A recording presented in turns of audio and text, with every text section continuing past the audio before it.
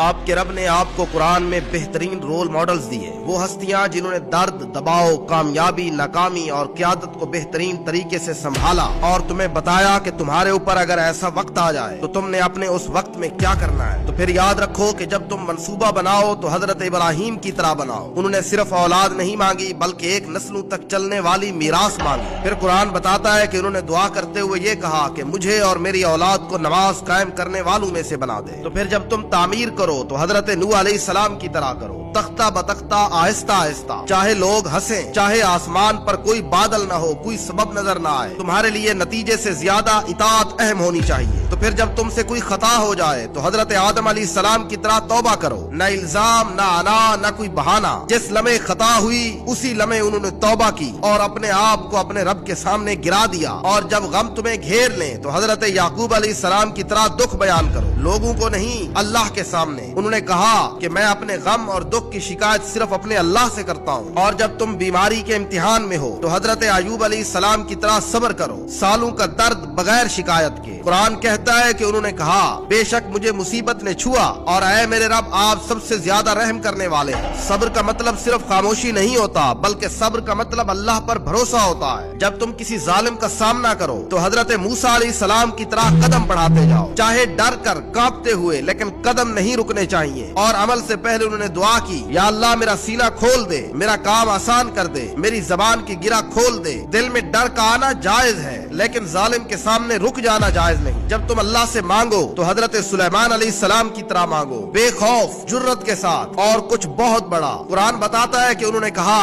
اے اللہ مجھے ایسی سلطنت عطا فرما جو میرے بعد کسی کو نہ دی جائے۔ تم اللہ سے مانگ رہے ہو، المالک کے سامنے تم نے ہاتھ پھیلائے ہیں، تو چھوٹے نہ رہو، کچھ چھوٹا نہ مانگو۔ جب تم خود کو تنہا محسوس کرو تو حضرت یونس علیہ السلام کی طرح پکارو، سمندر اور اندھیرے کے اندر سے بھی۔ انہوں نے کہا کہ اللہ کے سوا کوئی معبود نہیں، میں ہی ظلم کرنے والوں میں سے تھا، یہاں تک کہ سب سے نیچے سے بھی، اندھیروں کے اندر سے بھی صداقت کی آواز گونجنی چاہیے۔ جب تمہاری دعا میں تاخیر ہو جائے تو حضرت زکریا علیہ السلام کی طرح صبر کرو، سال گزرے، بال سفید ہوئے، پھر بھی انہوں نے دعا کی محبت کے ساتھ، حق کے دعوے کے بغیر، اپنے رب کے سامنے گڑ گڑاتے ہوئے، کہا اے میرے رب میں کبھی بھی تیرے سامنے دعا کرتے ہوئے مایوس نہیں ہوا۔ اور جب تمہیں قیادت کرنے کا کہا جائے تو محمد الرسول اللہ صلی اللہ علیہ وسلم کی طرح قیادت کرو، سچائی، رحمت اور نرمی کے ساتھ۔ انہوں نے معاف کیا جبکہ وہ ختم کر سکتے تھے، وہ اپنی امت کے لیے روئے، وہ ٹوٹے دل والوں کے ساتھ چلے، انہوں نے زمین سے پہلے دلوں کو فتح کیا۔ زندگی میں ہمیشہ رد عمل صرف اپنے نفس کی طرف سے نہ دو بلکہ ایک نبی کی طرح جواب دو۔ مشکل ہے، ناممکن نہیں، آپ کا رب بھی وہی ہے جو ان سب کا رب تھا۔